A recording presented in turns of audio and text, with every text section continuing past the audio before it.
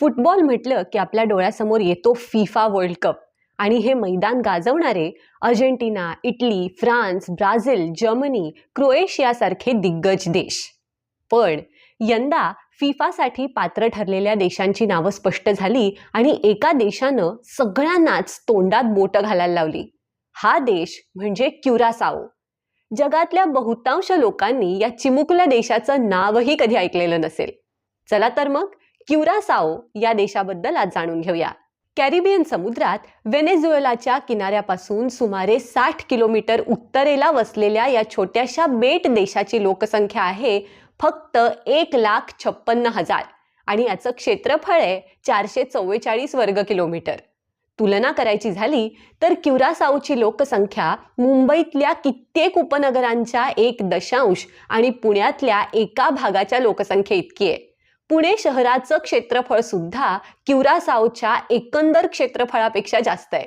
या देशानं गेल्या बुधवारी जमैका बरोबरचा सामना 0-0 असा अनिर्णित राखला आणि फिफा 2026 मध्ये दिमाखात प्रवेश केला.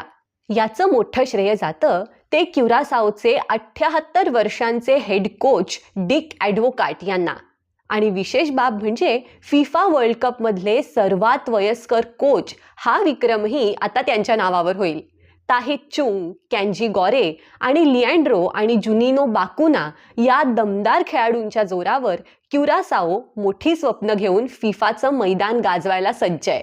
मोठी लोकसंख्या आणि मोठं आर्थिक पाठबळ असेल तरच आणि असे मोठे देशच फक्त फिफाचं मैदान गाजवू शकतात असा पूर्वापार चालत आलेला गैरसमज मोडून क्युरासाओ सोबतच काबो वेर्दे, कोट दिवार, हैती, पनामा या छोट्या छोट्या देशांनीही यंदा फिफाच्या मैदानापर्यंत मजल मारली आहे.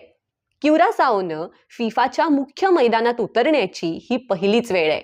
आता अर्जेंटिना, फ्रान्स, जर्मनी अशा धुरंधरांना हा युलासा देश कसा टक्कर देतो, किती टिकतो आणि क्वालिफाय होऊन वेधून घेतलेलं फुटबॉल प्रेमींचं लक्ष किती टिकवून ठेवतो हे बघणं नक्कीच औत्सुक्याचं ठरणार आहे.